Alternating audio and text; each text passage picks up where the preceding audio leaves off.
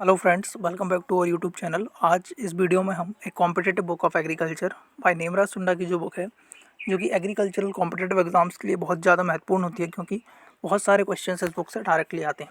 तो आज हम इसके जो हिंदी में ये बुक है उसके उसकी लेक्चर सीरीज स्टार्ट कर रहे हैं, जो कि आपके लिए बहुत हेल्पफुल होगी।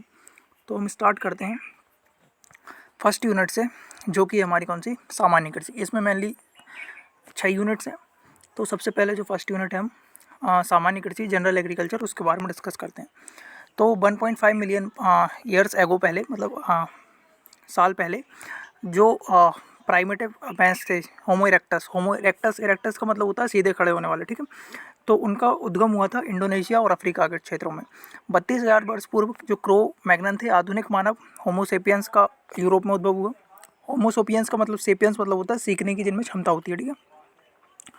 अब इसमें एक सन है जो इम्पोर्टेंट है, बट इसमें दी नहीं है। 10,000 BC के टाइम पे क्या हुआ था कि सबसे पहले डॉग का डोमेस्टिकेशन हुआ था। तो ये बहुत इंपॉर्टेंट क्वेश्चन है। फर्स्ट एनिमल कौन सा है जिसका डोमेस्टिकेशन हुआ है, तो वो अपना कौन सा, डॉग। तो ये भी आपको याद रखने लगा। इसके बाद 8,700 BC के पहले भेड़ सिप का डोमेस्टिकेशन स्टार्ट हुआ। 7,700 BC के टाइम पे बकरी का डोमेस्टिकेशन हुआ, पालन स्टार्ट हुआ। 7,500 BC के टाइम पे गेहूं एवं जौ की खेती शुरुआत हुई। तो क्वेश्चन डायरेक्ट ये पूछा जाता है कि गेहूं ऐसी कौन सी फसल है जिसकी सबसे पहले खेती स्टार्ट हुई थी, डोमेस्टिकेशन हुआ था, तो वो अपनी कौन सी, गेहूं और जौ। इसके बाद 4,400 BC के टाइम पे मक्के की खेती स्टार्ट हुई। 3,500 BC के टाइम पे आलू की खेती स्टार्ट हुई। 3,400 BC के टाइम पे पहिए का आविष्कार हुआ। इसके बाद 3,200 BC में चना, सरसों एवं कपास की खेती का प्रारंभ किया गया, ठीक। इसके बाद 2,900 BC के टाइम पे हल का आविष्कार हुआ और जो सिंचित कृषि होती है उसको स्टार्ट किया गया।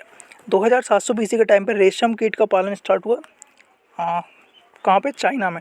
ये इंपॉर्टेंट क्वेश्चन है, रेशम कीट का कहाँ पे स्टार्ट हुआ, तो चाइना के क्षेत्रों में। 2,200 BC के टाइम पे भैंस का पालन स्टार्ट हुआ। 1,500 BC के टाइम पे गन्ने की खेती स्टार्ट हुई पुर्तगालियों द्वारा।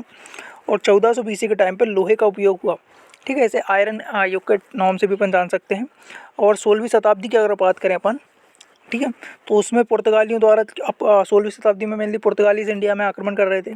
तो वो कुछ फसलों को साथ लेके आए थे, जैसे आलू, शकरकंद, मिर्च, टमाटर, पपीता, अनानास, अमरूद, मूंगफली, कपास, तंबाकू इत्यादि को भारत में लाए। इसके बाद 1845 में आयरलैंड में अकाल आया, ठीक है, जिसे आयरलैंड फेमाइन के नाम से भी हम जानते हैं। और ये मेनली किसके कारण आया था, तो आलू का जो पछेती झुलसा होता है, पछेती झुलसा मतलब होता है कि जो लेट ब्लाइट ऑफ पोटैटो है, उसके कारण क्या आया था आलू में। जो आयरलैंड था अपना यूरोप वाला पोर्शन, उसमें अकाल देखने को मिला। तो ये मेनली किसके कारण होता है, फाइटोप्थेरा इन्फेस्टेंस के कारण, लेट ब्लाइट ऑफ पोटैटो, उसके कारण। अब अगर हम देखें आधुनिक कृषि का इतिहास देखें, मॉडर्न एग्रीकल्चर का, तो सबसे इम्पोर्टेंट ये है कि 1871 में एक जॉइंट डिपार्टमेंट की स्थापना हुई, जिसका नाम था department of agriculture, commerce and revenue, ठीक है। तो ये संयुक्त विभाग था जिसकी स्थापना कब हुई थी, 1871 के टाइम पे। अब 1871 से लेके 1875 में मौसम विभाग की स्थापना कहाँ पे की गई, पुणे, महाराष्ट्र में की गई। 1880 से पहले और 1870 के बीच में भारत में बहुत ज़्यादा अकाल आए, जिसके कारण क्या हुआ, फेमाइन कमीशंस या अकाल आयोग का गठन किया गया, जैसे 1880 के टाइम पे। अब इसके बाद बात करें 1881 की, तो 1881 में जो एग्रीकल्चर का अपना जॉइंट डिपार्टमेंट था, उससे एक अलग बना दिया गया, ठीक है। तो कृषि का एक अलग डिपार्टमेंट बना दिया गया, ठीक है, डिपार्टमेंट ऑफ एग्रीकल्चर करके। इसके बाद 1882 में लाहौर में एक वेटनरी कॉलेज की स्थापना की गई। 1899 से 1900 के टाइम पे छपानिया काल पड़ा विक्रम संपत 1956 में, तो इसे छपानिया काल कहा गया। इस टाइम पे भी बहुत ज़्यादा अकाल वगैरह देखे गए। और 1900 के टाइम पे फॉरेस्ट रिसर्च इंस्टीट्यूट देहरादून की स्थापना हुई, ठीक है। कुछ बुक्स में 1906 भी दिया हुआ है, मेनली ज़्यादातर सही वही है 1906 के टाइम पे। इसके बाद 1901 में प्रथम सिंचाई आयोग, फर्स्ट इरिगेशन कमीशन का गठन किया गया। 1901 से लेकर 1905 में भारत में 6 एग्रीकल्चरल कॉलेजेस खोले गए, जो कहाँ पे थे, पुणे, कानपुर, श्योपुर, नागपुर, लयालपुर एवं कोयम्बटूर में ये मेनली खोले गए, जिसमें से जो लयालपुर है ये अभी कहाँ पे है, पाकिस्तान में है। इसके बाद अगर बात करें 1905 में IRI, भारतीय कृषि अनुसंधान संस्थान, इंडियन एग्रीकल्चरल रिसर्च इंस्टीट्यूट की स्थापना पूसा, बिहार में की गई। 1920 में गुड़गांव प्रोजेक्ट FR ब्रियाने द्वारा ब्रायन द्वारा स्टार्ट किया गया। तो ये वो इंपॉर्टेंट क्वेश्चन है, डायरेक्ट क्वेश्चन पूछ लिया जाता है आपसे एक्सटेंशन में से, तो ये याद रखना है। गुड़गांव जो प्रोजेक्ट था इस FL ब्रायन द्वारा स्टार्ट किया गया था। 1921 में जो श्रीनिकेतन थे, श्रीनिकेतन प्रोजेक्ट ये RN टैगोर द्वारा वेस्ट बंगाल में शुरू किया गया था। अब 1921 की बात करें तो सेवाग्राम जो प्रोजेक्ट था महात्मा गांधी द्वारा वर्धा में स्टार्ट किया गया था। मारथंडम जो प्रोजेक्ट था स्पेंसर हेज के द्वारा स्टार्ट किया गया था। 1921 में ही भारतीय केंद्रीय कपास कमेटी, ठीक है, जो सेंट्रल कॉटन कमेटी के नाम से अपन जिसको जानते हैं, तो उसका स्थापना सबसे पहले की गई थी 1921 में। तो पहली कमोडिटी बेस्ड कमेटी कौन सी किसकी थी, तो वो कॉटन की कमेटी थी जिसकी स्थापना की गई थी 1921 में। इसके बाद 1929 में ICR की स्थापना की गई। इससे पहले क्या हुआ कि 1926 में रॉयल कमीशन की स्थापना गठन किया गया लॉर्ड लिनलिथिगो की अध्यक्षता में। 1928 में उसने अपनी रिपोर्ट सौंपी, 1928 में उसने रिपोर्ट दी। तो उस रिपोर्ट के बेसिस पर गवर्नमेंट जो थी उसने क्या किया कि 1929 में एक बॉडी का निर्माण किया जिसका नाम था ICR। इसके बाद बात करें 1931 में, तो इसमें लाक कमेटी की स्थापना की गई। और 1940 में इंडियन फार्मिंग जो जनरल निकलता है ICR के द्वारा मंथली, उसको प्रकाशन चालू किया गया। 1942 में फूड डिपार्टमेंट की स्थापना हुई। 1942 में grow more food companion start किया गया, जो कि ज़्यादा सक्सेसफुल नहीं हुआ। इसके कारण 1947-48 में डबल से ग्रो मोर फूड कंपेनियन को स्टार्ट किया गया अभियान को। 1943 में बंगाल में अकाल पड़ा। अकाल का मेन रीज़न क्या था कि जो ब्राउन स्पॉट ऑफ राइस होती है, भूरे धब्बे, जिसके कारण जो पूरा जो बंगाल और जो बिहार वाला क्षेत्र था, बंगाल मेनली अगर देखा जाए तो बंगाल वाला जो क्षेत्र था उसमें जो राइस की फसल थी, गेहूँ जो अपनी चावल की फसल थी, वो पूरी तरीके से नष्ट हो गई। और ये मेनली होता है हेलमिंथोस्पोरियम ओराइजा द्वारा, तो इसका कॉजल ऑर्गन में याद रखना। इसके बाद 1944 में भारतीय केंद्रीय गन्ना कमेटी, ठीक है, Indian central sugar cane committee की स्थापना की गई। 1945 में भारतीय केंद्रीय तंबाकू कमेटी की स्थापना की गई। 1945 में इंडियन विलेज सर्विसेज को स्टार्ट किया गया BN गुप्ता के द्वारा।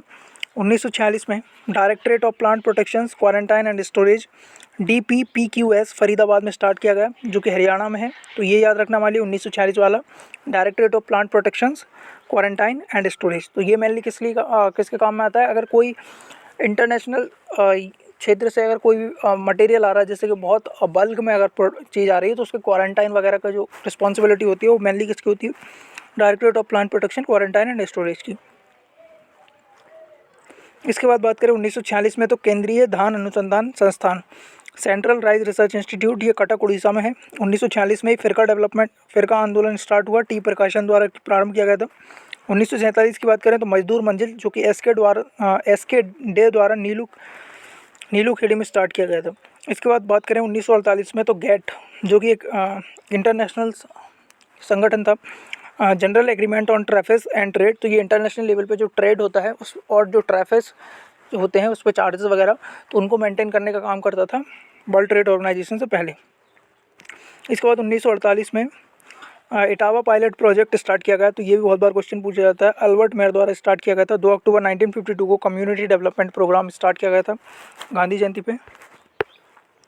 इसके बाद बात करें 2 अक्टूबर 1953 को नेशनल एक्सटेंशन सर्विसेज की स्टार्ट की गई। 1957 में प्रथम अखिल भारतीय समन्वित मक्का सुधार प्रोजेक्ट, ठीक है, तो ये स्टार्ट किया गया था, जो फर्स्ट ऑल इंडिया कोऑर्डिनेटेड मेज रिसर्च, ठीक है, एक्रे पवन जिसको बोल सकते हैं। तो पहली कौन सी क्रॉप पे पेज था, तो वो मक्के पे पेज था। 1958 में नेफेड की स्थापना हुई, national agriculture cooperative marketing federations, national agriculture cooperative marketing federations का प्रारंभ किया गया। 2 अक्टूबर 1959 को पंचायती राज, ठीक है, जिसे हम लोकतंत्र का विकेंद्रीकरण त्रिस्तरीय बलवंत राय मेहता की सिफारिश पर स्टार्ट किया गया था। ये पंडित जवाहरलाल नेहरू द्वारा राजस्थान के नागौर जो डिस्ट्रिक्ट है उसमें इसका उद्घाटन किया गया था। 1960 में भारत का पहली एग्रीकल्चरल यूनिवर्सिटी की स्थापना हुई, जो कि अपनी Govind Vallabh Pant university of agriculture and technology, जो शुरुआती टाइम पे जो उत्तर प्रदेश है उसमें थी, फिर उसका लेकिन उत्तर प्रदेश जब उत्तराखंड से डिवाइड हुआ तो ये उत्तराखंड वाले जो क्षेत्र है उसमें पहुंच गई, ठीक है। और इसके बाद बात करें 1960 में ही IEDP intensive agriculture development programme, जिसको हम पैकेज प्रोग्राम के नाम से जानते हैं, इसका प्रारंभ हुआ 1963 में। राष्ट्रीय बीज निगम नेशनल सीड कॉर्पोरेशन की स्थापना हुई 1964 में। National demonstration and intensive cattle development programme का प्रारंभ हुआ। और इसके बाद 1965 की बात करें तो ICAR का पहला महानिदेशक DG की नियुक्ति की गई, जो बने थे अपने सबसे पहले BP पॉल। इसके बाद 1966 में high yielding variety programme start किया गया, जिसमें जो हाई यील्डिंग वैराइटीज़ थी उनको अपनाने के ऊपर जोर दिया गया। इसके बाद बात करें 1966 में तो विस्तार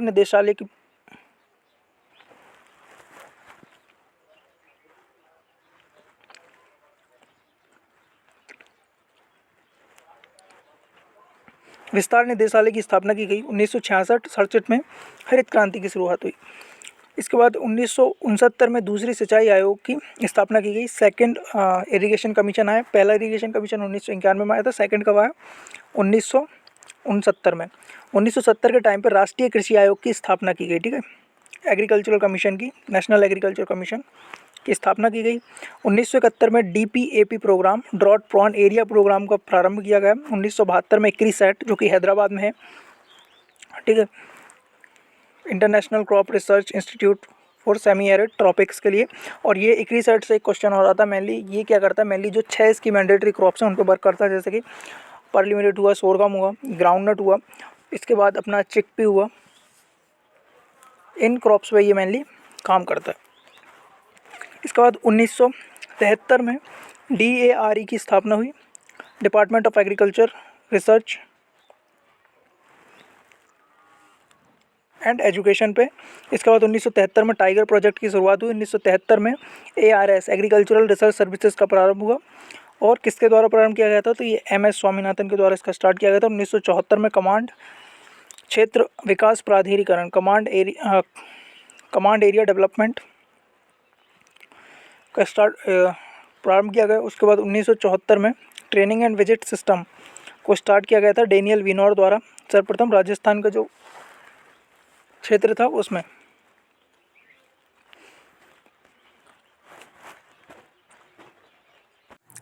इसके बाद 1974 में प्रथम KVK की स्थापना की गई मोहन सिंह मेहता की सिफारिश पर पांडुचेरी में भी तमिलनाडु एग्रीकल्चर जो यूनिवर्सिटी है उसके अंतर्गत। 1975 में गडेकर कमेटी आई, जिसके द्वारा कृषि वैज्ञानिक चयन मंडल की स्थापना की गई। Agricultural recruitment scientist recruitment board की स्थापना की गई नई दिल्ली में जो है। इसके बाद 1975 में 20 सूत्री कार्यक्रम की प्रारंभ किया गया, 20 पॉइंट प्रोग्राम जिसको बोलते हैं। 1976 में DDP मरु विकास डेजर्ट डेवलपमेंट प्रोग्राम को स्टार्ट किया गया। 1976 में अंत्योदय योजना की प्रारंभ किया गया। 1976 में अशोक मेहता द्वारा द्विस्तरीय पंचायती राज की सिफारिश दी गई, ठीक है, 2 टायर सिस्टम ऑफ पंचायती राज। 1976 में नार्म, जो कि हैदराबाद में उसको प्रारंभ किया गया। इसके बाद 1978 में समन्वित ग्रामीण विकास कार्यक्रम प्रारंभ किया गया। इसके बाद इंटीग्रेटेड रूरल डेवलपमेंट प्रोग्राम। इसके बाद 1979 में left to land programme start किया गया ICAR की गोल्डन जुबली पर। गोल्डन जुबली मतलब जैसे ICAR की स्थापना हुई थी 1929 में, 1929 से लेकर 1969 के बीच 50 वर्ष होते हैं। 50 वर्ष पे क्या बनाते हैं?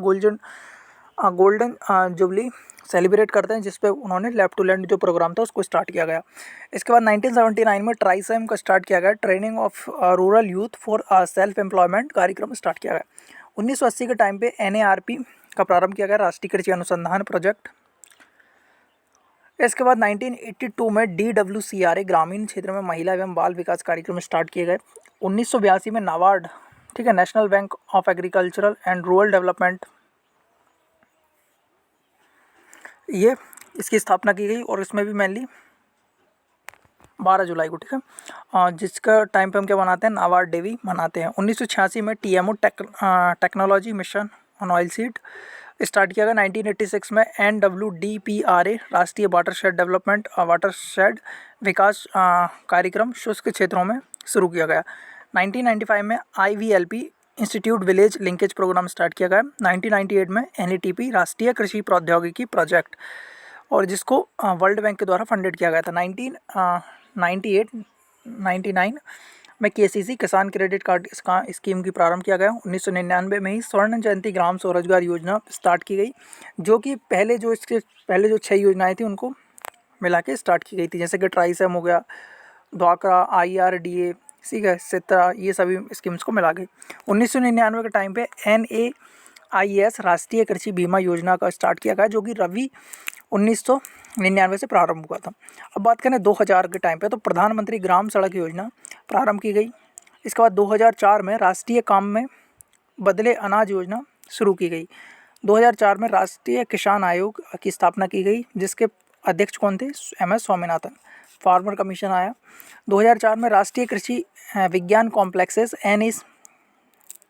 नेशनल एग्रीकल्चरल साइंस कॉम्प्लेक्स की स्थापना की गई दिल्ली में। इसके बाद 2005 में नेशनल हॉर्टिकल्चरल मिशन की स्टार्ट किया गया। 2005 में ही भारत निर्माण योजना की शुरुआत की गई। NAIP 2006 में स्टार्ट हुआ। राष्ट्रीय कृषि नवाचार प्रोग्राम विश्व बैंक से पोषित, मतलब विश्व बैंक इसको फंडेड कर रही थी। इसके बाद 2 फरवरी 2006 को नरेगा कार्यक्रम स्टार्ट किया गया, ठीक है। इसके बाद 2006 में ही राष्ट्रीय बांस मिशन शुरू किया गया, नेशनल बैम्बू मिशन। 2006 में राष्ट्रीय शुष्क क्षेत्र अधिकरण NRAA स्टार्ट किया गया। 2007 में NFSM राष्ट्रीय खाद्य सुरक्षा मिशन स्टार्ट किया गया, नेशनल फूड सिक्योरिटी मिशन जिसको बोलते हैं। 2007 में ही राष्ट्रीय कृषि विकास योजना को प्रारंभ किया गया, और जिसकी मुख्यतः जो अवधि थी वो 10 साल की थी, 2007 से लेकर 2017 तक। फिर इसको लेकिन 2017 में जब इसके जो जितने भी थे तो उनको थोड़ी इसकी जो ड्यूरेशन थी उसको बढ़ा के 2020 कर दिया गया। रफ्तार का नाम उसको चेंज कर दिया गया था, ठीक है। इसके बाद 2009 में जो नरेगा का नाम था उसको चेंज करके महात्मा गांधी राष्ट्रीय रोजगार गारंटी अधिनियम कर दिया गया था। 2014 में MIDHA mission for integrated development of horticulture की शुरुआत की गई थी। अब कुछ महत्वपूर्ण शब्द दिए हैं जो एग्रीकल्चर से रिलेटेड है, उनका मतलब क्या है और वो कौन सी भाषा से उनका उद्गम हुआ है, मतलब वो किस भाषा के शब्द है। जैसे कि एग्रीकल्चर की अगर बात की जाए तो एग्रीकल्चर एक लैटिन शब्द है, जिसका पहला शब्द है एगर। एगर का मतलब होता है मृदा, और कल्चर का मतलब होता है किसी भी फील्ड को कल्टीवेट करना, मतलब कि उसका खेती करना। अब एग्रोनॉमी एक ग्रीक वर्ड है, जैसे कि एक कंसेप्ट आप याद रखना, जैसे कि जब में लास्ट में लॉजी आ जाए या फिर नॉमी अगर लास्ट में आ रही है, जनरली जो केसेस हैं उनमें क्या होता है कि वो एज ए ग्रीक वर्ड होता है, ठीक है। तो इसमें कंफ्यूज नहीं होना। और बस इसका एक अपवाद जरूर याद रखना, पोमोलॉजी। पोमोलॉजी क्या है कि ग्रीक और लैटिन वर्ड दोनों से मिलके बना हुआ है, तो उसमें आपको थोड़ा ध्यान रखना है, ठीक है। और जैसे अगर एग्रोनॉमी की बात करें, एग्रो मतलब होता है फील्ड या खेत, और नॉमस मतलब होता है उसको मैनेजमेंट करना, ठीक है। उसकी जो डिफरेंट फैक्टर्स होते हैं, जैसे land management, soil management, fertiliser management, जो सभी वाटर मैनेजमेंट वगैरह, ये सभी इसके आ जाते हैं इसके अंतर्गत। इसके बाद अगर बात करें हॉर्टिकल्चर, तो हॉर्टिकल्चर एक लैटिन शब्द है। हॉर्टस मतलब होता है गार्डन, कल्चर मतलब होता है वही कल्टीवेट करना। हॉर्टिकल्चर में मेनली फल, सब्जियां एवं फूलों का अध्ययन किया जाता है। पोमोलॉजी में मेनली यह एक लैटिन और ग्रीक शब्दों का संयोग से बना होता है। लैटिन शब्द है पोमम, पोमम मतलब होता है फम, और लॉजी मतलब एक जो ग्रीक वर्ड है जिसका मतलब क्या होता है अध्ययन करना या किसी का भी बारे में पढ़ना। फिर इसके बाद है ओलेरीकल्चर। ओलेरीकल्चर मतलब ये होता है कि सब्जियों की खेती करने को बोलते हैं। ओलेरस मतलब होता है पॉट हर्ब, और कल्चर मतलब कल्टीवेट करना। फ्लोरिकल्चर ये लैटिन वर्ड है, फ्लावर मतलब फूल होता है, और कल्टीवेट मतलब फ्लावरों की खेती करना। मृदा साइंस, सॉइल साइंस, ये एक लैटिन वर्ड है जो कि एक सोलम शब्द से बना है। सोलम मतलब होता है फर्श, और साइंस मतलब होता है विज्ञान। पृथ्वी की जो सतह है, ऊपरी सतह, उसका अध्ययन को बोलते हैं सॉइल साइंस। पेडोलॉजी क्या है? ग्रीक वर्ड है। पैडोन मतलब होता है मृदा, और लॉगस मतलब होता है अध्ययन। पेडोलॉजी में हम क्या करते हैं कि जो मेनली सॉइल साइंस के 2 ब्रांचेस होती हैं, एक पेडोलॉजी, दूसरी एडाफोलॉजी। पेडोलॉजी में हम क्या करते हैं कि जो सॉइल है वो कैसे जनरेट हो रही है, सॉइल के जो डिफरेंट प्रॉपर्टीज़ हैं उनके बारे में स्टडी करते हैं। बट एडाफोलॉजी में हम क्या करते हैं कि जो सॉइल है और जो प्लांट है, हायर प्लांट्स वगैरह, उनके बीच में क्या रिलेशनशिप है, वो एक दूसरे को कैसे इफेक्ट करते हैं, तो उसके बारे में हम एज ए एडाफोलॉजी में स्टडी करते हैं। इसके बाद अगर देखें एडाफोलॉजी, ये भी एक ग्रीक वर्ड है। एडाफोन मतलब होता है पौधों की वृद्धि के संबंध में, लॉगस मतलब कि मृदा का अध्ययन, ठीक है। तो पौधों की वृद्धि के संबंध में मृदा का अध्ययन करना क्या बोला था? एडाफोलॉजी। इसके बाद प्रसार विज्ञान, एक्सटेंशन। तो एक्सटेंशन लैटिन वर्ड से बना है। इसका जो फर्स्ट शब्द है वो है एक्स मतलब होता है आउट, और टेंशन मतलब होता है स्ट्रेचिंग। तो एक्सटेंशन का मतलब होता है कि स्ट्रेचिंग आउट, किसी चीज़ को फैला देना, ठीक है। इसके बाद बात करें इकोलॉजी, तो इकोलॉजी एक ग्रीक शब्द है जो कि आइकॉस मतलब होता है घर या हाउस, और लॉजी मतलब वही अध्ययन करना। तो घर या उसके आसपास का जो वातावरण है उसके अध्ययन करना, उसी को बोलते हैं इकोलॉजी। इसके बाद बात करें मेटेरोलॉजी, तो मेटेरोलॉजी भी एक ग्रीक वर्ड है जो कि मेटेरोस पृथ्वी की सतह के ऊपर, या जो, ठीक है, और लॉजी मतलब वही अध्ययन, ठीक है। मानसून ये अरेबिक वर्ड से बना है, और जो अरेबिक वर्ड है वो है माउसेम। माउसेम मतलब होता है रिजी सीजन्स या ऋतु या सीजनल जो इवेंट्स वगैरह, उनको अपन बोलते हैं मानसून। तो इसका याद रखना, ये अरेबिक वर्ड से बना है। अब अगर बात करें भारतीय की कृषि से संबंधित कुछ महत्वपूर्ण पॉइंट्स, तो देखो भारत में जो भौगोलिक क्षेत्रफल है वो कितना 32,87,263 वर्ग किलोमीटर करीब है, ठीक है। और अगर अपन इसको मिलियन हेक्टेयर में अगर रिप्रेजेंट करें तो 328 हेक्टेयर, मिलियन हेक्टेयर। और कुल रिपोर्टिंग एरिया की बात करें तो 306 मिलियन हेक्टेयर रिपोर्टिंग एरिया है। कुल फसल उगाया जाने वाला क्षेत्र है 193 मिलियन हेक्टेयर। शुद्ध बोया जाने वाला क्षेत्र कितना है 141 मिलियन हेक्टेयर, मतलब जिस पे एक ही बार करें। इसके बाद अगर बात करें कुल सिंचित क्षेत्र है 76 मिलियन हेक्टेयर। कुल सिंचित शुद्ध सिंचित क्षेत्र कितना है 59 मिलियन हेक्टेयर। देश के कुल जीडीपी में योगदान, तो ये बहुत थोड़ा इसमें पुराना डाटा दिया हुआ है, जो अगर अपन 2020-21 का देखें तो करीब 19.6% के समथिंग एज ए एग्रीकल्चर का जीडीपी में योगदान रहा है इस साल। फसल सघनता की बात करें तो 138%, ठीक है। और ये जो डाटा है आप एज ए करेंट का अगर डाटा प्रेफर करेंगे तो ये अच्छा रहेगा, क्योंकि ये बुक में थोड़ा पहले का डाटा दिया हुआ है। जैसे कि वन क्षेत्र की बात करें तो 24.6% के करीब अभी वन है इस टाइम पे करंटली देखा जाए तो। और क्षेत्रफल के हिसाब से सबसे बड़ा राज्य कौन सा है तो राजस्थान है। दलहन उत्पादन में, तो ये इसके कुछ पॉइंट्स राजस्थान के सापेक्ष में दिए हैं जो अपने लिए इंपॉर्टेंट नहीं है। दलहन और तिलहन में मेनली एमपी लीड करता है। कुल खाद्यान्न उत्पादन में प्रथम राज्य जनरली उत्तर प्रदेश आता है। तिलहन उत्पादन में प्रथम राज्य मध्य प्रदेश, और गेहूं उत्पादन में प्रथम राज्य जनरली उत्तर प्रदेश होता है। इसके बाद अगर बात करें धान उत्पादन में प्रथम राज्य कौन सा है पश्चिम बंगाल। कोरस जो सीरियल्स होते हैं उसके उत्पादन में प्रथम राज्य है राजस्थान। विश्व में कुल वार्षिक वर्षा कितनी होती है 1000 mm करीब होती है। भारत की वार्षिक वर्षा एवरेज एनुअल रेनफॉल की अगर बात करें तो 1196 मिलीमीटर होती है भारत में एनुअल रेनफॉल। कौन सी नदी के अंतर्गत सर्वाधिक सिंचाई क्षेत्र आता है भारत में, तो जो गंगा नदी है उसके अंतर्गत सर्वाधिक सिंचाई क्षेत्र आता है। कितने प्रतिशत भाग पर वन होने चाहिए, जो क्षेत्रीय, ठीक है, प्लेन्स अगर हैं तो उसमें 33% होना चाहिए, और हिली अगर जो रीजन है उसमें 66% होना चाहिए। भारत में प्रति हेक्टेयर उर्वरक उपयोग कितना है तो 128 किलोग्राम प्रति हेक्टेयर है। इसके लिए आप न्यू डाटा ऐसा प्रेफर कर सकते हैं। और इसके बाद देखा जाए तो बूंद बूंद जो सिंचाई पद्धति के अंतर्गत सर्वाधिक जो क्षेत्र है वो कहाँ पे है, जैसे अपन ड्रिप पद्धति कहते हैं उसके द्वारा, तो ये मेनली आंध्र प्रदेश में है। इसी साल के अकॉर्डिंग देखें 2020-21 के अकॉर्डिंग, तो और ये भी चेंज होता जाता है। सर्वाधिक उर्वरक खपत करने वाला राज्य कौन सा है, तो ये भी, इसको भी हिसाब से अगर देखा जाए तो उत्तर प्रदेश है। प्रति हेक्टेयर सर्वाधिक उर्वरक खपत करने वाला राज्य कौन सा है, पंजाब है। राज्यों में देखा जाए तो पंजाब है, और अगर यूनियन टेरिटरीज को भी मिला दिया जाएगा तो फिर पौंडुचेरी आंसर हो जाता है इसका। ओजोन की सर्वाधिक सांद्रता पाई जाती है, तो ओजोन क्या होता है कि मेनली स्ट्रेटोस्फेयर में पाया जाता है, और स्ट्रेटोस्फेयर का भी जो लोअर स्ट्रेटोस्फेयर होता है, निचली जो स्ट्रेटोस्फेयर होता है उसमें ज़्यादा मात्रा में पाया जाता है।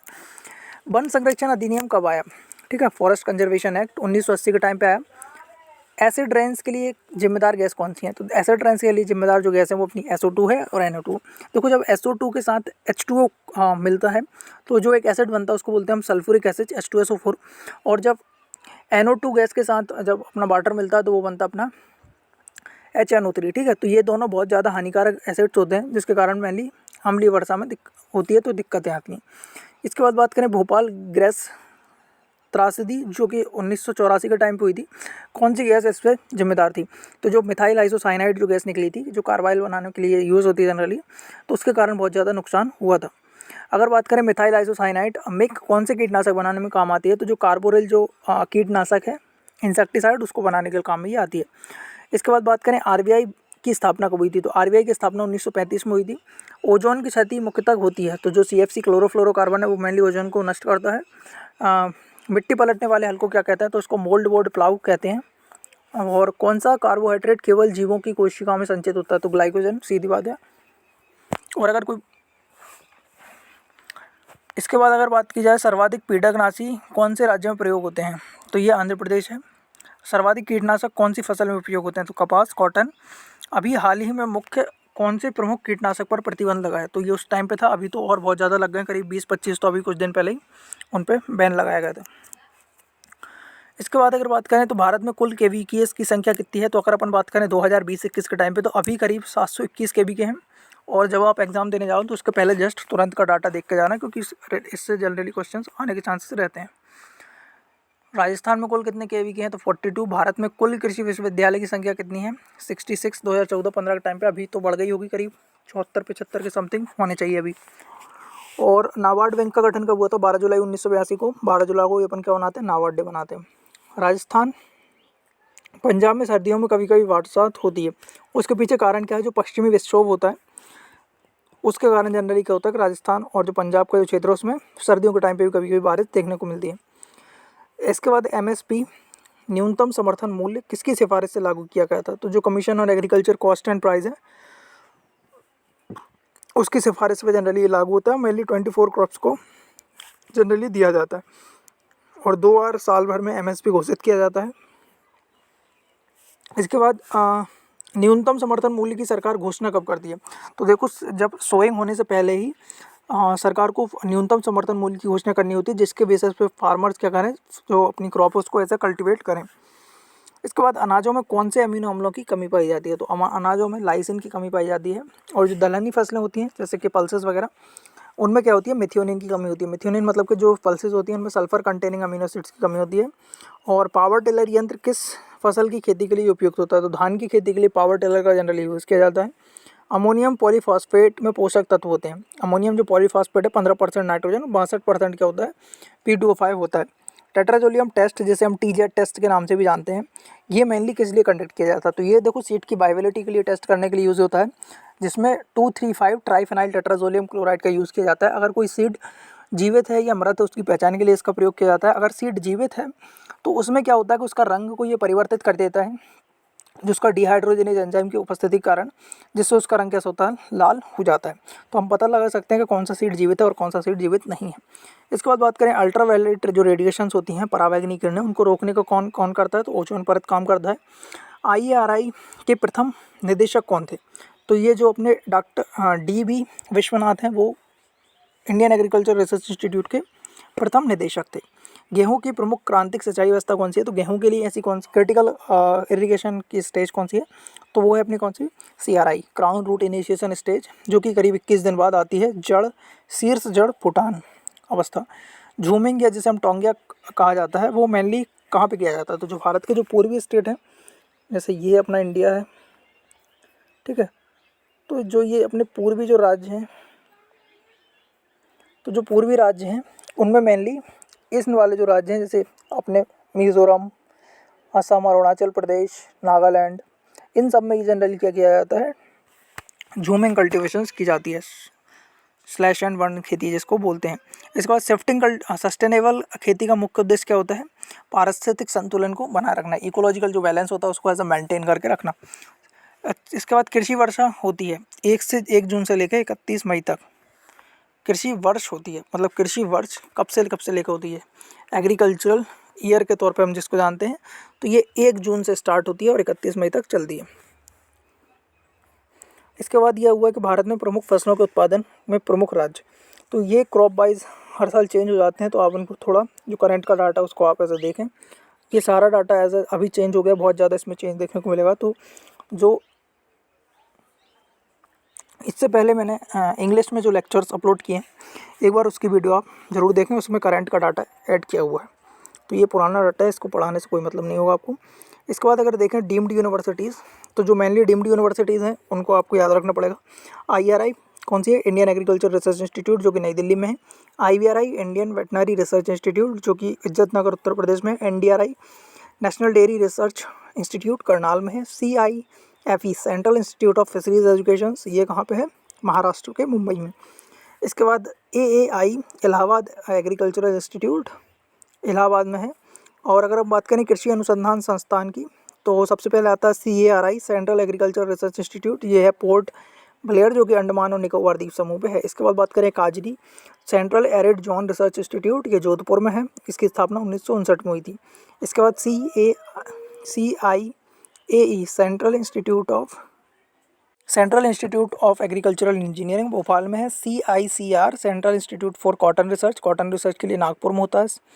इसके बाद CFAT central institute of post harvest engineering and technology, ये लुधियाना पंजाब में है। इसके बाद क्रीडा है हैदराबाद में, central research institute for dry land agriculture में ये है, और ये मेनली कहाँ पे है, हैदराबाद में। इसके बाद क्रीजेफ है बैरकपुर में, central research institute for jute and allied fibres के नाम से। इसके बाद CRRI central rice research institute Cuttack में है। इसके बाद CSSRI central soil salinity research institute, ये करनाल हरियाणा में है। इसके बाद CSWCRTI central soil and water conservation research and training institute, ये है देहरादून में। CTRI central tobacco research institute Rajahmundry में है।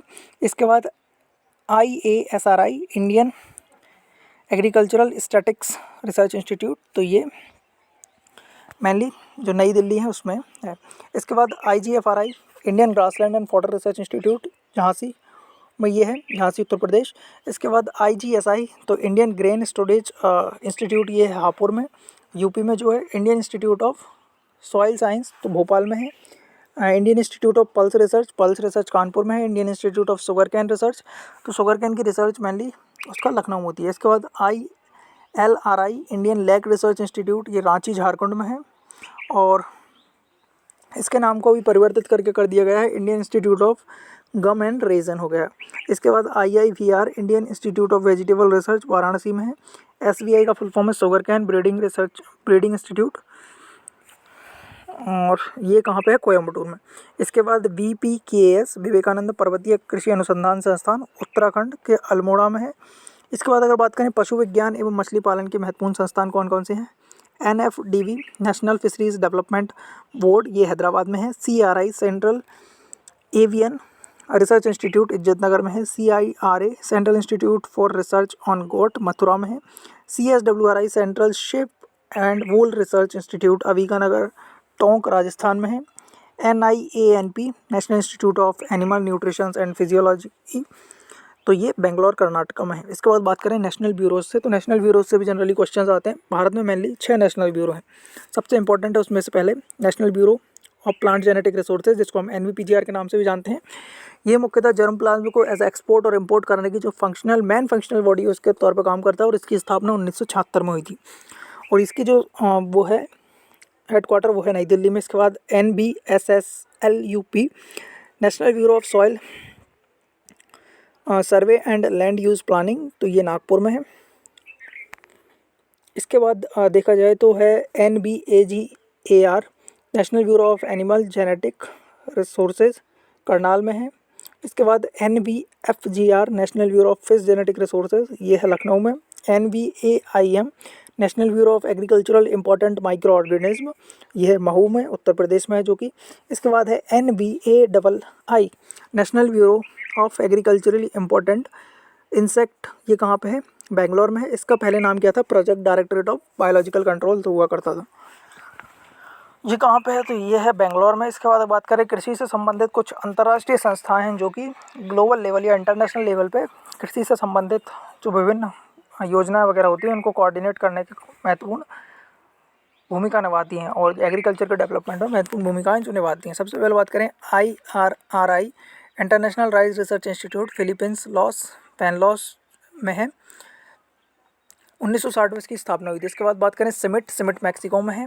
इंटरनेशनल सेंटर फॉर मेज एंड वीट इम्प्रूवमेंट प्रोग्राम के तहत इसका काम चलता है, जो कि मैक्सिको में 1966 में ये बना था। इसके बाद है ICARDA international centre for agricultural research in dry land areas, ये अलोप्पो सीरिया में 1977 में इस्टेब्लिश हुआ। इक्रीसैट की बात करें तो इक्रीसैट 1972 में बना, भारत के हैदराबाद में है ये। International crop research institute for semi arid tropics, ठीक है। इसके बाद बात करें ILRAD international laboratory for research on animal disease, ये है नौरावी केन्या में 1973 में इस्टेब्लिश हुआ। इसके बाद ICGEV international centre for genetic engineering and biotech, ये कहाँ पे है, ट्रिस्टा इटली, और नई दिल्ली भारत में ये इस्टेब्लिश है। इसके बाद बात करें IBPGR international board of plant genetic resources, 1974 में इसकी स्थापना हुई। इसी ने बताया था कि आपको हर एक कंट्री में एज एक ब्यूरो होना चाहिए जो कि उसके जो जर्म प्लांट्स वगैरह उसको रूल्स एंड रेगुलेशंस को मेंटेन करने का काम करे। तो भारत में जो 1976 में है अपना NBPGR की स्थापना हुई थी, इसी को उस ध्यान में रखते हुए। इसके बाद है IIMI international irrigation management institute, तो ये है डिगाना श्रीलंका में। इसके बाद RDC Asian vegetable research and development centre Taiwan में है। इसके बाद international institute of tropical agriculture, तो ये नाइजीरिया में है। इसके बाद वर्ल्ड ट्रेड ऑर्गेनाइजेशन की स्थापना 1995 में हुई। इससे पहले जो संस्थान थी वो थी गेट के नाम से, general agreement on traffic and trade, उसी में फिर गेट की प्रारंभ किया गया। अन्य संस्थान की बात करें तो है FRI forest research institute Dehradun में, NCERT national council of education and research and training नई दिल्ली में है, नार्म हैदराबाद में है। इसके बाद एपिडा नई दिल्ली में है, NBV नेशनल बायोडाइवर्सिटी बोर्ड नई दिल्ली में है, NBA राष्ट्रीय जैव विविधता प्राधिकरण चेन्नई में है। इसके बाद है NCIPM national centre for integrated pest management Nai Delhi में है, NIAM national institute of agricultural marketing Jaipur Rajasthan में है। इसके बाद है NASM national agricultural science museum Nai Delhi में है। World meteorological organisations Geneva Switzerland में है। वर्ल्ड ट्रेड ऑर्गेनाइजेशंस मेनली ये 1995 में इसकी स्थापना हुई थी, 1 जनवरी 1995 को। FAO food and agriculture organisations Rome Italy में है। NPPTI national plant protections training institute ये हैदराबाद में है। इसके बाद national institute of organic farming ये गाजियाबाद में है। तो ये भी इम्पोर्टेंट है, इसको भी याद रखना चाहिए। इसके बाद बात करें प्रमुख परियोजना निदेशालय की, तो पहले इनके नाम में प्रोजेक्ट डायरेक्टरेट लगता था, बट अभी इंडियन इंस्टीट्यूट वो से रिप्लेस कर दिया गया है। तो Indian institute of wheat research Karnal में है, और आप उसी तरीके से इसको चेंज कर सकते हैं, जैसे कि प्रोजेक्ट डायरेक्टरेट ऑफ मेज रिसर्च पूसा नई दिल्ली, बट इसको अभी लुधियाना में शिफ्ट कर दिया गया है। Project directorate of rice research इसको हैदराबाद में है, ये Indian institute of rice research के नाम से हम जिसको जानते हैं। इसके बाद Indian institute of rapeseed and mustard, तो ये भरतपुर राजस्थान में है। इसके बाद देखें तो डायरेक्टरेट ऑफ फ्लोरिकल्चर रिसर्च, तो ये भी Indian institute of floriculture research, तो ये नई दिल्ली में है। Project directorate of water management Patna Bihar में है। Directorate of marketing and inspections Faridabad में है, यूपी। और directorate of wheat science Jabalpur में है। Indian institute of wheat science का नाम चेंज कर दिया गया इसका भी, मतलब जो डायरेक्टरेट ऑफ है उनको ऐसे इंडियन इंस्टीट्यूट के तौर पे चेंज कर दिया गया नाम को। Indian institute of women in agriculture research Bhubaneswar में है। Directorate of water technology research ये भी भुवनेश्वर में है। Directorate of sorghum research Hyderabad में है, जहाँ पे जनरली मिलेट्स पर रिसर्च होती है, एक रिसर्च हैदराबाद में।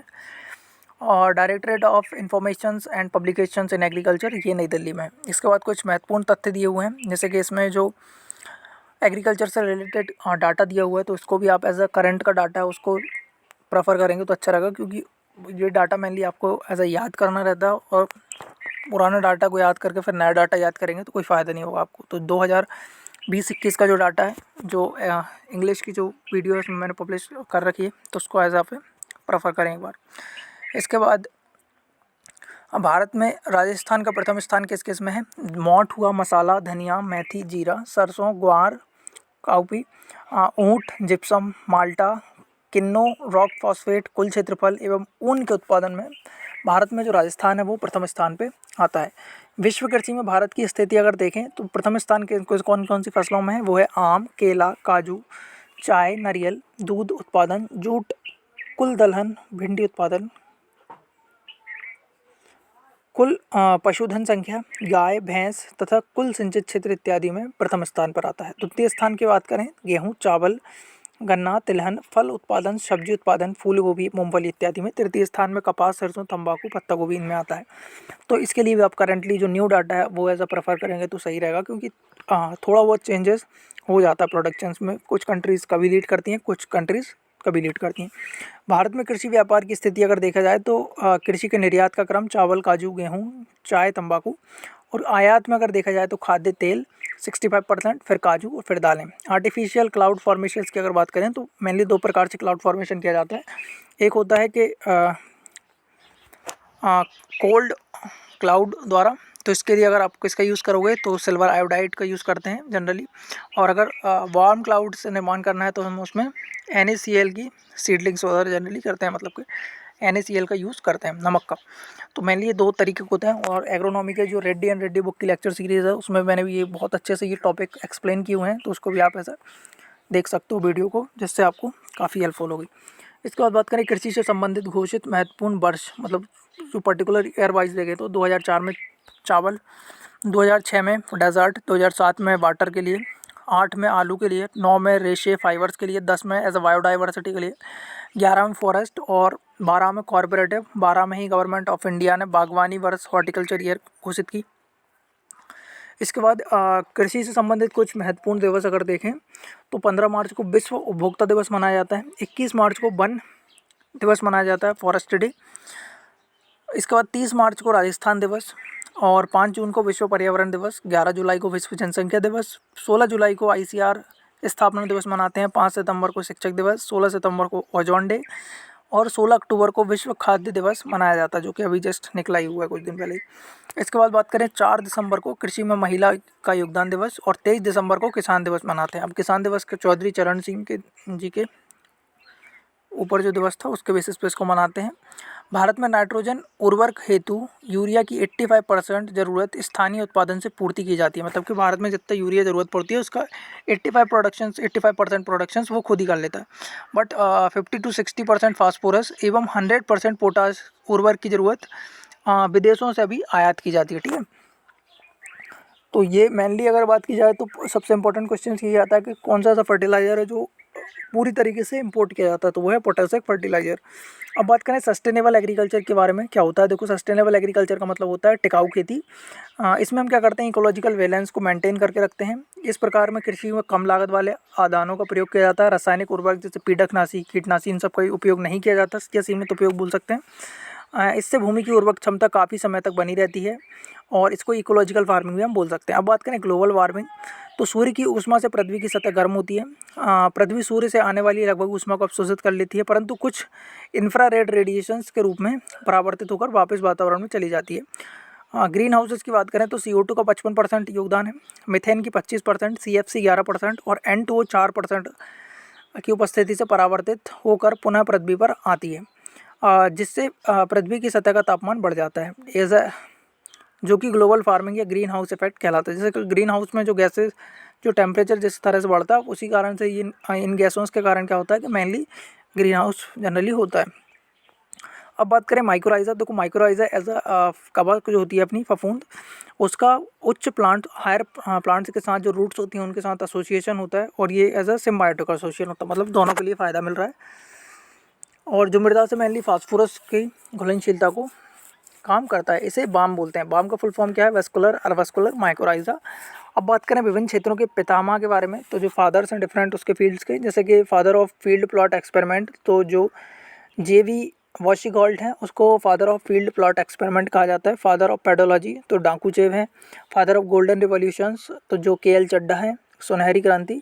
इसके बाद father of tillage and wheat science, तो ये जो जेथरो टूल है उनको कहा जाता है। फादर ऑफ सॉइल माइक्रोबायोलॉजी, तो सॉइल माइक्रोबायोलॉजी के फादर विनोग्रेडस्की हैं। इसके बाद कृषि रसायनिकी के पिता जो जस्टिस वॉन लिबग हैं, JV लिबग जिनको कहा जाता है, वो हैं। इसके बाद कुछ महत्वपूर्ण फिनोमेनाज हैं, तो उनके बारे में बात करते हैं। देखो, कंटूर क्या होता है। कंटूर होता है एक इक्वल पॉइंट ऑफ एलिवेशंस। ठीक है, तो एक समान ऊंचाई के बिंदुओं को जोड़ने वाली जो काल्पनिक रेखा होती है उसको हम बोलते हैं एज अ कंटूर। आइसोबार मतलब कि दो प्लेसेस जहाँ पे कि समान प्रेशर हो या दाब हो, उनको मिलाने वाली जो काल्पनिक रेखा होती है उसको बोलते हैं आइसोबार। आइसोहाइट्स मतलब कि समान वर्षा के मात्रा के बिंदुओं को मिलाने वाली जो काल्पनिक रेखा होती है उसको बोलते हैं आइसोहाइट्स। आइसोबाथ मतलब क्या होता है कि समान मात्रा में जल की उपस्थिति वाले बिंदुओं को मिलाने वाली को क्या बोलते हैं, आइसोबाथ। आइसोहेल्स किसके लिए बोलते हैं कि समान सूर्य की रोशनी वाले घंटों के बिंदुओं को, मतलब जहाँ पे इक्वल सनशाइन हावर्स वाले जो प्लेसेस हैं उनको मिलाने वाली रेखा को बोलते हैं। आइसोथर्म मतलब कि समान तापमान वाले बिंदुओं को मिलाने की जो रेखाएं होती हैं उनको आइसोथर्म बोलते हैं। आइसोटेक मतलब कि समान हवाएं की गति के दो बिंदुओं को मिलाने वाले जो पॉइंट्स होते हैं उनको एज अ जो काल्पनिक रेखा होती है उसको बोलते हैं आइसोटेक। आइसो स्टेयर किसको बोलते हैं, समान नमी की मात्रा के बिंदुओं को मिलाने वाली जो रेखाएं होती हैं उनको हम बोलते हैं आइसोस्टायर। इसके बाद बात करें आइसोहेलाइंस, तो समान लवणता के बिंदुओं को मिलाने वाली जो काल्पनिक रेखाएं होती हैं, मतलब कि जो, तो उनको क्या बोलते हैं, आइसोहेलाइंस ऐसा उनको बोलते हैं।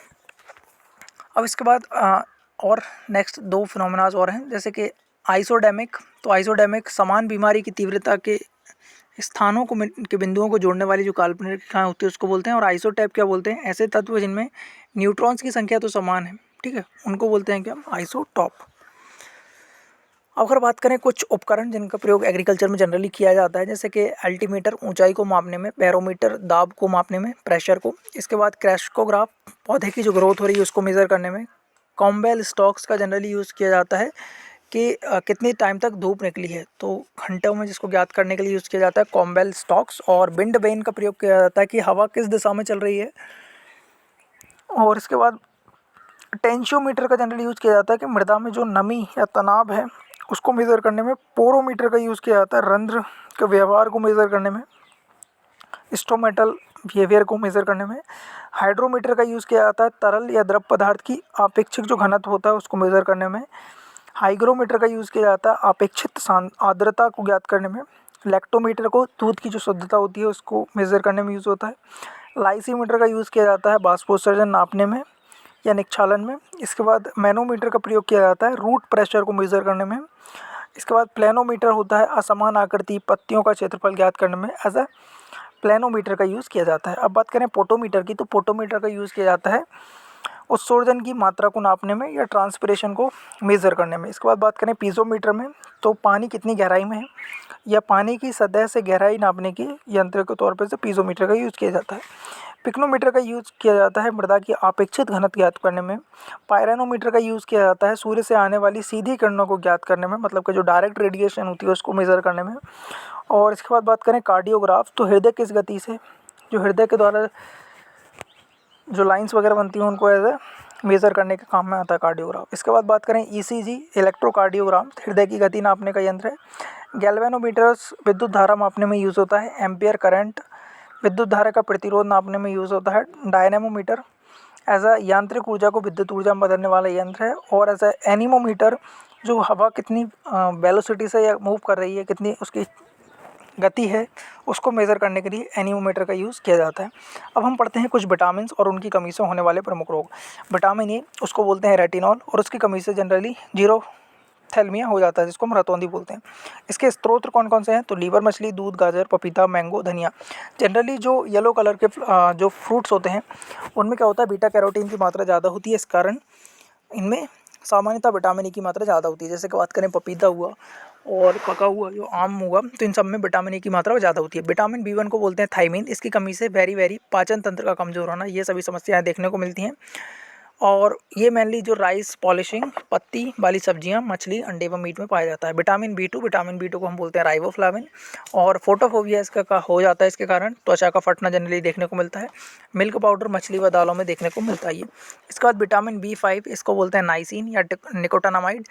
गंजापन, पेलाग्रा व जीभ का काला घेरा इसके मुख्य लक्षण है या कमी के कारण जो रोग हो रहा है वो है।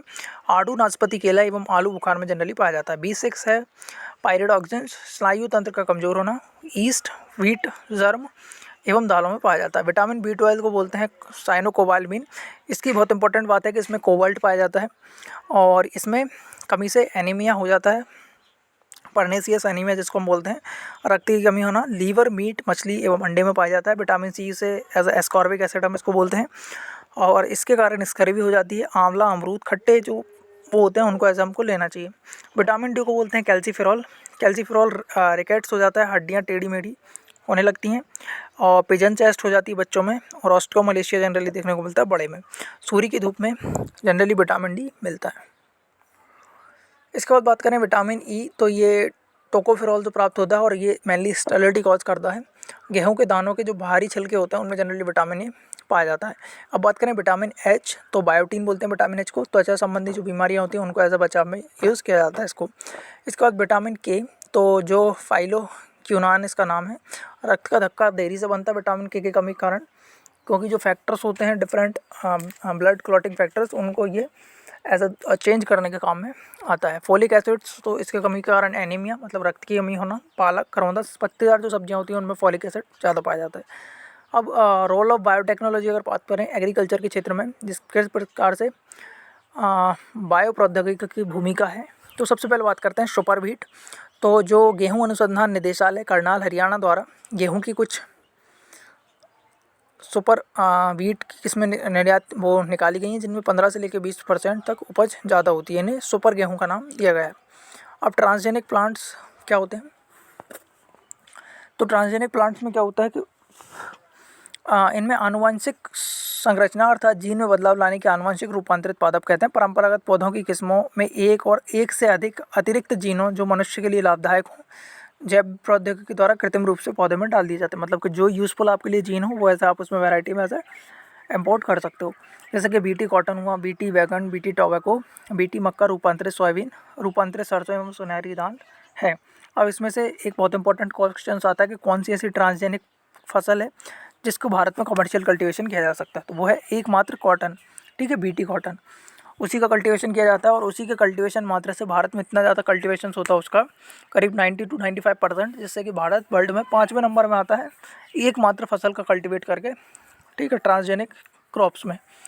अब बीटी कॉटन सबसे इम्पोर्टेंट दिया है कि जो अमेरिकन कपास के पौधे में बैसिलस थ्यूरेंजेंसिस जो कि एक बैक्टीरिया है ऐसे बीटी जीन को ऐसे ट्रांसफ़र किया गया जिससे जो कॉटन बना उसको हम ऐसे बीटी कॉटन बोलते हैं।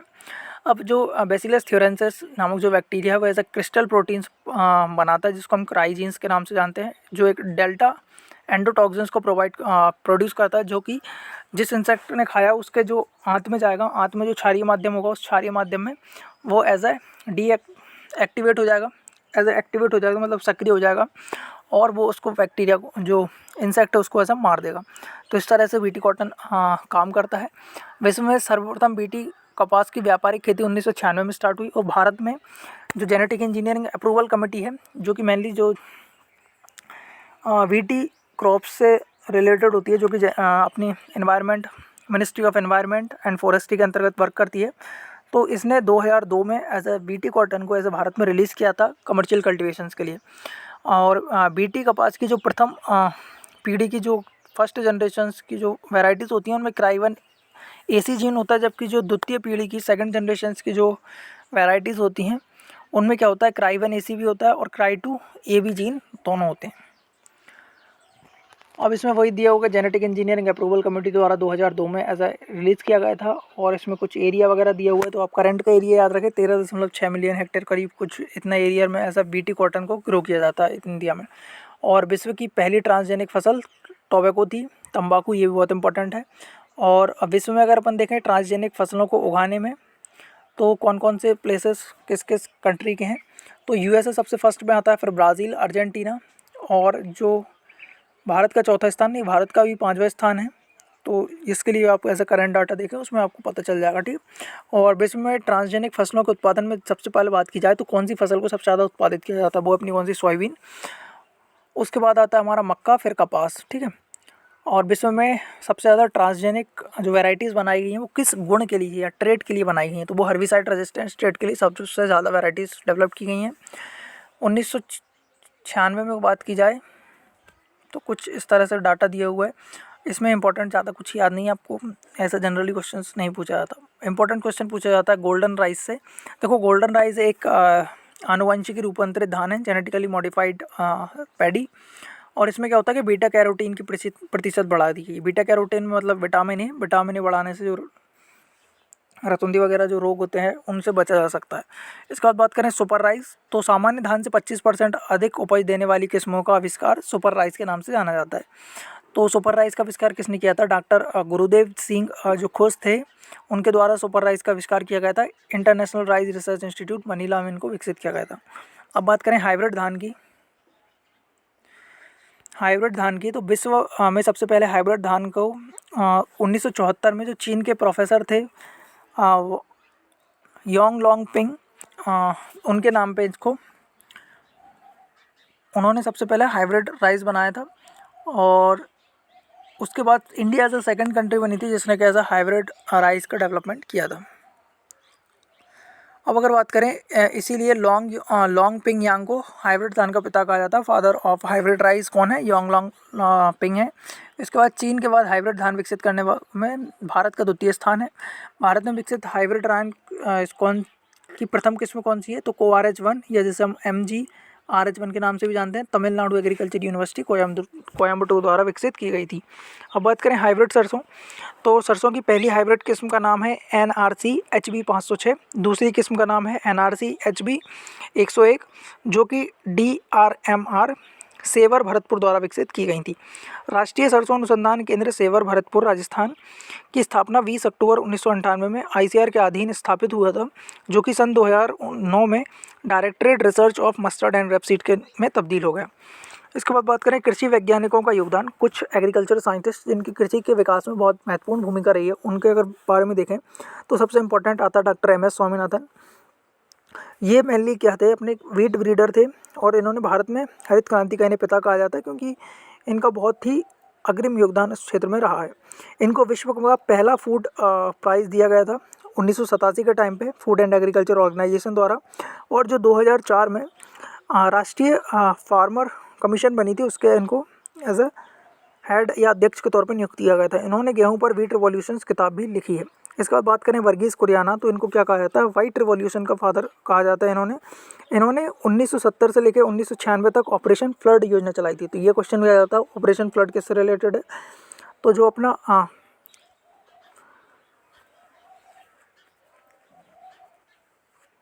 मिल्क उत्पादन है उससे as a operation flood as a related है। और 1970 से लेकर 1996 से भारत एज ए दूध के उत्पादन में विश्व में प्रथम स्थान पे है। ये डेयरी क्षेत्र राष्ट्रीय डेयरी विकास बोर्ड, national dairy development board Anand Gujarat के प्रथम अध्यक्ष थे, और इन्हें दूसरा विश्व खाद्य पुरस्कार 1989 में प्राप्त किया था। और अमृता पटेल एनडीडीबी आनंद गुजरात की प्रथम महिला चेयरमैन बनी है। इसके बाद बात करें डॉक्टर नरमैन बोरलॉग की, तो ये विश्व में हरित क्रांति के पितामह के नाम से जाने जाते हैं। इन्हें 1970 में नोबेल पुरस्कार था वो ऐसा प्राप्त किया था इन्होंने, और इनको शांति के क्षेत्र में नोबेल पुरस्कार दिया गया था। नॉर्मन बोरलॉग मुख्यतः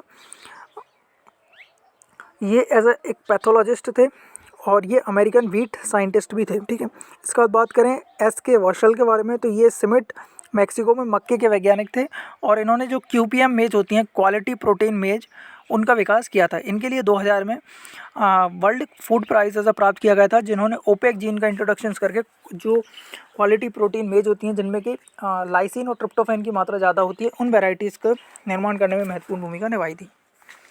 इसके बाद अगर बात करें KL चड्ढा, तो ये पोमोलॉजिस्ट थे। उन्होंने जो गोल्डन रिवॉल्यूशन है उसको एज अ फादर कहा जाता है। RS परोदा, ये एक फॉरेस्ट ब्रीडर थे तथा ICAR के डायरेक्टर जनरल भी रह चुके हैं। इसके बाद बात करें AS फरोदा, तो ये कृषि विश्वविद्यालय MPUAT उदयपुर के प्रथम वाइस चांसलर थे एवं कृषि वैज्ञानिक चयन मंडल ASRV के भी चेयरमैन रहे थे।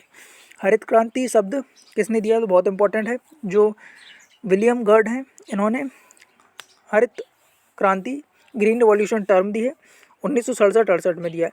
सतत हरित क्रांति शब्द किसने दिया, डॉक्टर MS स्वामीनाथन ने सबसे पहले दिया। हरित क्रांति के मुख्य कंपोनेंट कौन कौन से थे, अधिक उपज वाली बोनी किस्मों को हमको यूज़ करना है, पौध संरक्षण सामग्री एवं रासायनिक उर्वरकों का उपयोग करने पे इसमें एज अ मेनली जो कंपोनेंट थे इसके। इसके बाद बात करें एवरग्रीन रिवोल्यूशंस, इसका अभिप्राय है अधिक उपज देने वाली किस्मों को सतत उत्पादन से है। अब जब हम बात कर रहे हैं एग्रीकल्चर से रिलेटेड, तो इसमें कुछ रिवॉल्यूशंस हुई हैं, क्रांतियाँ, जिनके नाम हम देखते हैं।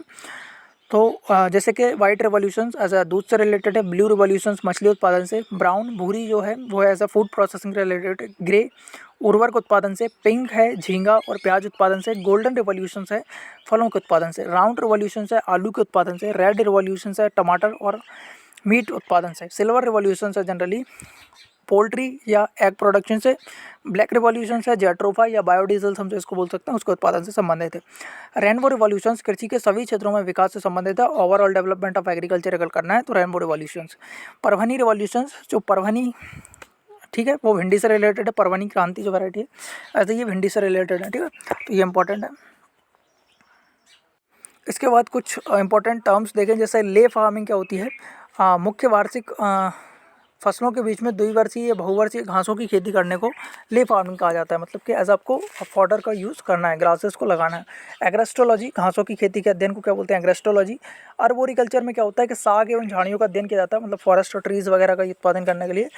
इसके बाद एरीमोलॉजी, रेगिस्तान के अध्ययन को बोलते हैं एरीमोलॉजी। सेरीकल्चर किसको बोलते हैं, रेशम कीट का अध्ययन को बोलते हैं। मोरीकल्चर क्या होता है, मोरस अलवर जो शहतूत होती है उसकी खेती का अध्ययन को बोलते हैं मोरीकल्चर। एपीकल्चर में मधुमक्खी पालन किया जाता है। वर्मी कल्चर में केचुए का पालन किया जाता है, वर्मी कल्चर। और लेक कल्चर में आपको लेक कीट जो होते हैं उनका आप ऐसा यूज़ करते हो। अब कुछ महत्वपूर्ण योजनाएं हैं जिनकी बात करें, सबसे पहले बात करते हैं राष्ट्रीय कृषि विकास योजना 2007 में स्टार्ट हुई। इस योजना का मुख्य उद्देश्य कृषि एवं संबद्ध क्षेत्र में 11वीं पंचवर्षीय योजना में 4% वार्षिक वृद्धि दर अर्जित करना था। यह योजना 100% केंद्रीय सहायता से, मतलब सेंट्रली फंडेड स्कीम थी पूरी तरीके से। इसके बाद दूसरी जो स्कीम है नेशनल फूड सिक्योरिटी मिशन 2007 में आई, वो भी रबी में। इसका उद्देश्य था कि आपको चावल में 10 मीट्रिक टन, इसके बाद गेहूं में 8 मीट्रिक टन और जो दलहन है उसमें 2 मीट्रिक टन की बढ़ाने के लिए था। आत्मा agricultural technology mission management agency के नाम से इसको जानते हैं, और कृषि प्रौद्योगिकी प्रबंध अभिकरण 2005 में जिला स्तर पर काम करती है। सबसे इंपॉर्टेंट पॉइंट यही है, डिस्ट्रिक्ट लेवल पे वर्क करती है। एवं कृषि प्रौद्योगिकी विस्तार हेतु पंजीकृत कृषि संस्था के रूप में गठन हुआ है। किसानों की सक्रिय भागीदारी हेतु नवीन किसान समूह संगठन जैसे और NGOs को प्रोत्साहन प्रदान करना, प्रौद्योगिकी प्रसार में अंतर कम करना, प्रशिक्षण एवं कृषि विस्तार के कार्यक्रमों को सुचारू रूप से एवं प्रभावी क्रियान्वयन के उद्देश्य से हासिल करना था। यह एक ऐसी संस्था है जो कि कृषि के विकास व स्थायित्व प्रदान करने के संबंध में कृषि गतिविधियों को कराती है। इसके बाद अगर बात करें, जो इम्पोर्टेंट है वो है अपना ISOPOM integrated schemes for oil palm, pulses, oil seed and maize 2004 में। इस योजना का मुख्य उद्देश्य तिलहनी एवं दलहन फसलों की उत्पादकता, प्रोडक्टिविटी को बढ़ाना है। प्रोडक्टिविटी मतलब होता है कि 1 हेक्टेयर में जो उत्पादन हो रहा है उसको बोलते हैं प्रोडक्टिविटी, तथा तिलहनी एवं दलहनी फसलों के प्रोडक्शंस में आत्मनिर्भरता हासिल करना, सेल्फ डिपेंडेंट, और साथ ही मक्का एवं विभिन्न आयामों को उत्पादकता एवं उत्पादन बढ़ाना। इसके बाद बात करें राष्ट्रीय कृषि बीमा योजना नेशनल एग्रीकल्चर इंश्योरेंस स्कीम, रबी 1999 में आई। इस योजना का प्रमुख उद्देश्य प्राकृतिक आपदाएं जैसे सूखा, बाढ़, कीट एवं रोग आदि के कारण किसी भी संसूचित फसल के नष्ट होने की स्थिति में किसानों को फसल बीमा प्रदान करना था। यह योजना राजस्थान में खरीफ 2003 से स्टार्ट हुई थी। इसके बाद बात करें नेशनल राष्ट्रीय बागवानी मिशन, नेशनल हॉर्टिकल्चर मिशन के बारे में 2005-06 में आया है। भारत सरकार के कृषि मंत्रालय द्वारा उद्यानिकी के होलिस्टिक मतलब सार्वत्रिक विकास करने के लिए विकास हेतु शुरू किया गया था ये। इसके बाद किसान क्रेडिट कार्ड KCC जिसको हम बोलते हैं 1998 में स्टार्ट किया गया, और किसानों को किसी भी राष्ट्रीयकृत नेशनलाइज्ड बैंक द्वारा 4% ब्याज दर पर 3 लाख तक का कृषि लोन प्रदान करना था। इसकी प्रारंभिक उद्देश्य था, बट अभी इसमें बहुत चेंजेस देखने को मिलते हैं। किसान कॉल सेंटर KCC, इसके प्रारंभ किया गया था 21 जनवरी 2004 से। किसान समुदाय की समस्त कृषि सूचना टोल फ्री नंबर जो है अपना 1800-180-1551 आवंटित किया गया है। 11 डिजिट्स का ये नंबर है जो कि 22 क्षेत्रीय भाषाओं में होता है, और ये सुबह के 6 बजे से रात के 10 बजे तक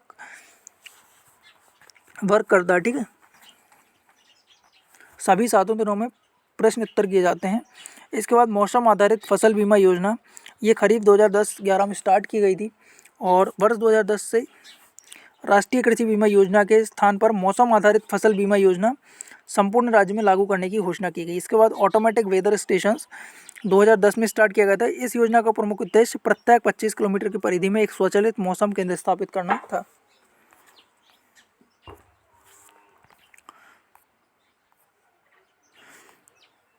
इसके बाद भारत को कुल 15 एग्रो क्लाइमेटिक जोन्स में बांटा गया है। राजस्थान का अधिकांश भाग है वो 14वें खंड में स्थित है। इसका नाम पश्चिमी शुष्क क्षेत्र है। इसमें पश्चिमी शुष्क क्षेत्र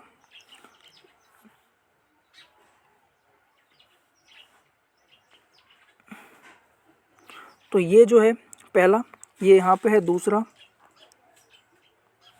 ये तीसरा, चौथा, पांचवा, छठा, सातवां, आठवां, और यहाँ पे है 14वें नंबर का, 15वें नंबर का। ये जो द्वीप समूह है अंडमान एवं निकोबार समूह, और लक्षद्वीप ये 15वें नंबर पर आता है। तो इस तरह से हम इसको ऐसे डिवाइड कर सकते हैं। उसमें से जो राजस्थान है वो 14वें खंड में 14वें एग्रो क्लाइमेटिक जोन्स में जनरली आता है।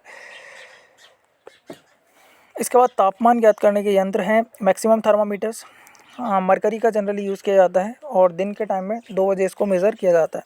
मिनिमम थर्मामीटर्स लोएस्ट टेम्परेचर को मेज़र करने के काम में आता है। सुबह के 4 बजे इसको मेज़र किया जाता है। इसकी जो ट्यूब होती है उसमें एज अल्कोहल फिल किया जाता है।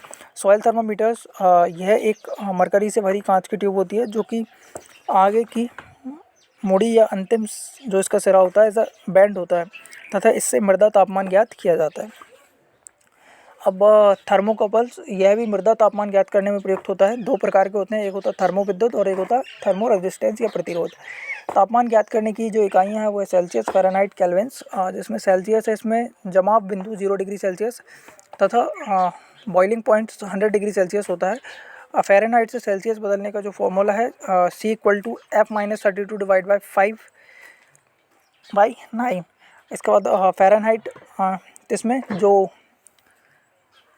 जमाव बिंदु होता है 32 डिग्री फ़ारेनहाइट एवं उबाल बिंदु 210 डिग्री फ़ारेनहाइट होता है। और फॉर्मूला इसी के अकॉर्डिंग आप इसे चेंज कर सकते हो। केल्विन तापमान ज्ञात करने की एब्सोल्यूट इकाई है। जल का जमाव बिंदु 273 डिग्री केल्विन पर होता है। केल्विन का सूत्र K = सेल्सियस + 273 होता है।